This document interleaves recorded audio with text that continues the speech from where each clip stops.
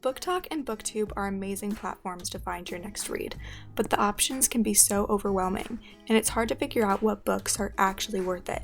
When you look up book recommendations, you could scroll through the results forever and have such a wide variety of opinions. There are BookTok displays at every Barnes & Noble or Target you go to that are filled with a plethora of options. So as someone who's consumed a lot of books in her lifetime, today I'm going to tell you which popular book recommendations I think are actually worth the hype. Hi, my name is Addie. Welcome back to my channel. Today is, as you can tell from the intro, is telling you which popular TikTok books and BookTube recommendations are actually worth your time. I remember first entering into the world of BookTube and TikTok, it's overwhelming to know where to start or whose recommendations to take. And I'm not saying to take my recs, but I've been told I have a good book taste, so by numerous people, so take that as you will. So I'm going to tell you which ones I personally think are worth your time. I'm going to start with one of my favorite romance series of all time, and that is the Chestnut Spring series. These books deserve every little piece of hype that they get. Are they the next literary masterpiece? No, but that's not what this recommendation channel is for. It is for a fun, entertaining time, because Elsie Silver did not sit down and write the Chestnut Spring series, a cowboy romance, in hoping I'm writing the next literary masterpiece, this is going to be the new age classic. No, it's a fun time, and that is what this series delivers. I love every single one of these books. Oh my god, they're so good. The cowboy romance I never thought would be something that I'd be super into, but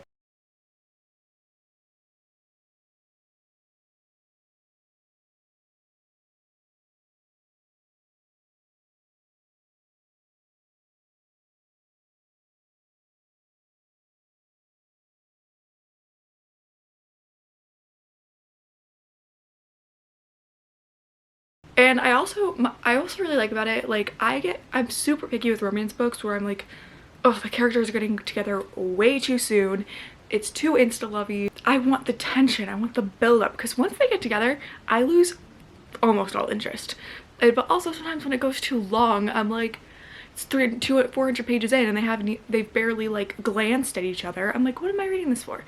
These are perfect. The tension and the amount of time it takes for the build-up is magnificent.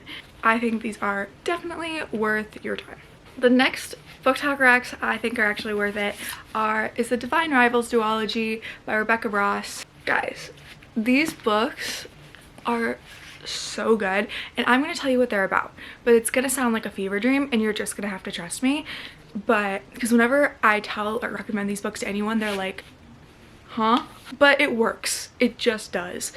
And it is about these two journalists who are working at a paper, and they're kind of rivals. They both want the top editor spot, and they're rivals at work, but they both have these magical typewriters, and they talk to each other and through the magical typewriters, but they don't know their rival is the one on the other typewriter. And if you write on the typewriter, put it under the door, it goes to the other typewriter, which sounds insane when you really think about it. It just works. It works so well. Also, I love the world in it. It's an urban fantasy, and it's definitely fantasy. It includes a war with gods, but it's not super high fantasy, so I feel this is kind of a good introduction if you haven't read a lot of fantasy, because the world building, it's very similar to this world, so it doesn't take too much to wrap your head around. And the writing is just so beautiful. They write each other these love letters, and it's some of the most romantic writing I've ever heard. I'm it's so beautiful. You guys just have to read these. My next recommendation is a thriller rec for all my thriller fans out there, which, including myself, is The Housemade by Frida McFadden. I feel there's so many books. I'm pretty picky about a lot of my books. I say it about every genre. I'm literally picky, just a picky reader. And this book had me on the edge of my seat the entire time. Actually, I have on good authority that this is a good rec, because I just recommended it to one of my non-reader friends when we were at Barnes, and she bought it, and she's been texting me all week about how like good this is. So even non-readers love this book. I read it in probably 4 hours. I did not leave my room, and I just read it in a night. And it's just so eerie. The plot twist in it is, I never saw it coming. I usually don't see it coming because I don't think that far ahead in books. It's about this woman who kind of has like a rocky past, and she struggles to find a job, and then she finally finds a job with this one family to be their maid. And at first it seems like, oh great, like they live in this really nice house, like I get to live in here, like I get housing, good pay. But the family she works for, especially more specifically the wife of the family that she works for, has just like been repeatedly, like intentionally trying to make her life miserable, and she doesn't really understand why. And like she's starting to feel like maybe this is kind of a dangerous household, and she's trying to like kind of investigate, but she's also kind of dealing with feeling like she's kind of like a target on her back, and she's not really sure why. Like, what I love about this book too is it has like kind of a cliffhanger after every chapter, so it's like, love when thrillers do that, because like then you're just like, oh my god, I need to read the next chapter, like give me more. So also there's a second one, The Housemaid's Secret, and the third one comes out in June, I think, so I'm very excited about that.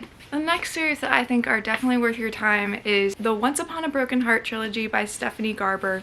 These books genuinely just brought me so much joy. Like, just so much happiness came out of these books. Like, whenever I think about reading these books, especially the first and second one, I just get this sense of like nostalgia, and it's really weird because like I read them not like a year ago, and like I just feel like that kind of childhood nostalgic kind of feel, which is kind of strange, but like I love that feeling. So these books are so good. They read like a very whimsical fairy tale. Like it's kind of that feeling you get when you watched a Disney movie when you were little, but like the adult version of that. Okay, people debate whether or not you need to read Caravel before this. I'm not gonna say that you do, because I think you would be able to understand it completely fine if you didn't read Caravel before it. But I will say I think reading Caravel before this enhances the reading experience of reading this. Also, I just think Caravel, it's not as hyped as these books, but I just think it's worth your time. Like, those are another books, like I loved the Caravel trilogy, not as much as I love these, but I definitely think it's worth the read. I don't see any downsides of reading it before it, but you know, you don't have to, you know.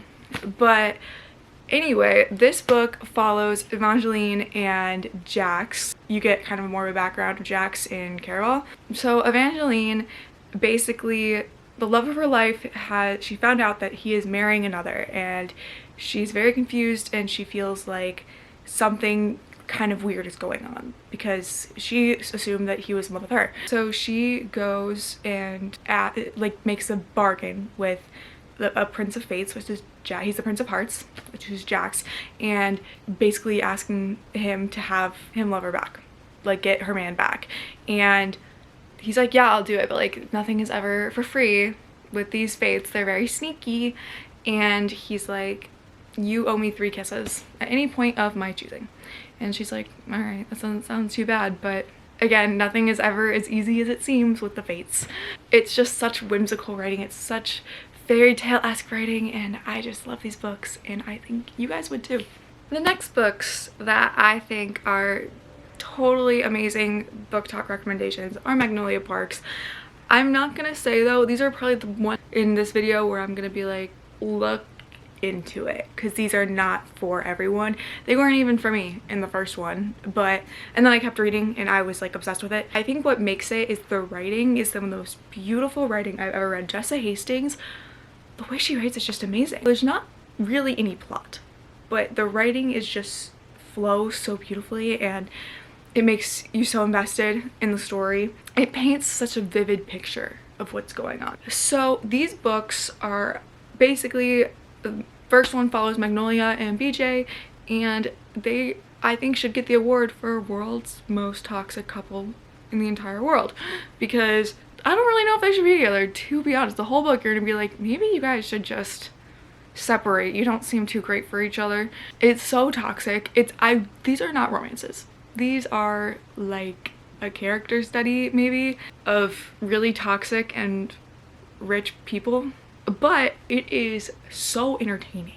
Like, if I would just look at it, go in to be like, this is not a romance. I'm just about to be entertained by this dumpster fire of a relationship. And it somehow works. And by the end, I was so invested in these characters. I was rooting for them. I loved them so much. And I think that's what I really love about it, because like from here to here, I hated, absolutely loathed, to obsessed, loved, wanted to get a tattoo for these books. And I just think it takes a really talented writer to be able to do that, to like be able to create so much growth and for these characters. And I think that their story is just one worth reading. So I definitely love this booktok rec. The next booktok book, this author is like kind of the booktok author that I feel like you'll talk about, and this is the series that I think like is her best series. And if you're gonna read something by her, it should be this. And it's Throne of Glass by Sarah J. Maas. I am so obsessed with these books. These are probably my favorite books of all time. So if you're gonna take a rec from this video, I'd go with this one. I'm not carrying the whole series because they're very heavy and they come from downstairs. I just feel such like a love for these books. I read Throne of Glass probably like in middle school, and it was like before all the hype came around of like A Court of Thorns and Roses. Like it was before people were talked about her for sure, but it was not to the level of like insanity that people go for her now. I think she deserves every little piece of it, because this has been my favorite book since I was like in 8th grade. It's a long series, so definitely be prepared for that. But it doesn't feel like, it just feels so, it needs to be that long. Anyway, these books follow this assassin named Selena, and she basically has just been imprisoned, but to gain her freedom, she is entering this king's competition to be the king's assassin. And she's like one of the best, like she is the best assassin. So she's like, oh, I'm gonna get my freedom back. I personally love the first and second book. I don't know, I read it when I was younger. That's maybe why people like tend to not like those, because it feels like really YA. But it gets really higher fantasy once you hit Airfire. And so if you're not vibing with the first two books or Assassin's Blade, wait till Airfire to make a decision, because I feel like it's like a completely different series at that point. Like you would not expect this to go from that. However, I do think this is such a fun read, and like it's the perfect like build up, and I think she is like the best female character I've ever read. I just love her so much. And yeah, I think if you're gonna read any Sarah J. Maas series, read this one, because I feel like people read Crescent City and A Court of Thorns and Roses because the length of this, obviously, like it's intimidating. I don't blame anyone for being intimidated by the length of this series, but it's her best series. Like it's better than A Court of Thorns and Roses and Crescent City. And I feel like you should read, like, you don't need to read this for Crescent City, but like, I feel like you should. Like it's just so good. And she like wrote this when she was like 16, so I think that's insane. This is definitely a booktok rec that I think is absolutely worth it. Another series, this is a duology. Another series that I think is totally worth it is The Serpent, the Wings of the Night by Carissa Broadbent. This is just a really, like, these are just really solid fantasies in my opinion. And there's still like that romance element, but to me they feel a little bit more fantasy. Like the world is a little bit more complex and a little bit more built than normal TikTok like fantasy recs, and that's what I think made it really stand out to me. It like really made me rediscover my love for fantasy. These are the first two in the duology, and I know there's gonna be like two other duologies like in this world, which I'm very much looking forward to. And there's also a novella that goes in the middle of these, which is totally good, is amazing as well.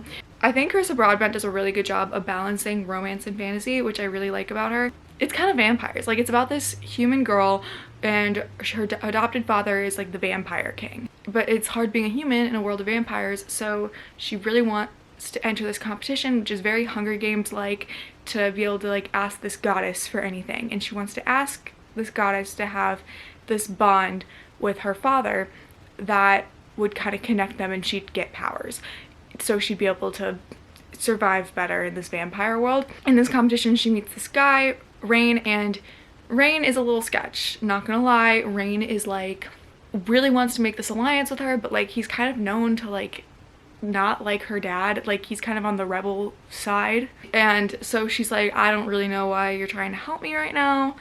We're really supposed to be enemies, but she kind of goes with it because she has no other options really. And I just think that these These books are so good. Also, she has another series that is not super popular on TikTok. It's the Daughter of No Worlds trilogy, and I like that a little bit better than this. So if you want to check out this author, I would check out that series as well. I'm going to kind of throw it back to like an older BookTok, BookTube rec. Like, it's not that old, but like older than the rest of these. And it's the Addicted series by Krista and Becca Ritchie. This is one of the first recommendations I took when I was first watching Steph Bohr, and I just fell in love with this series. Again, this series is too long to bring it all upstairs, but it is a commitment. They're so amazing. But I would, before reading it, check like any kind of trigger warnings, so it does deal with like a lot of addiction and kind of like unhealthy, really unhealthy habits. But the growth in these books are just so amazing. Like, you just fall in love so deeply with all these characters and you root for them so hard. This book is Lily and Lo's book. That's where it begins. She is a sex addict and he is an alcoholic, but they've been best friends since they were like little kids, but they've been enabling each other since they were little kids, and it leads to a very unhealthy, very toxic environment they've created for themselves. It is a love story between them, and they struggle with, do they choose each other or their addictions, and it's kind of their journey with trying to navigate that.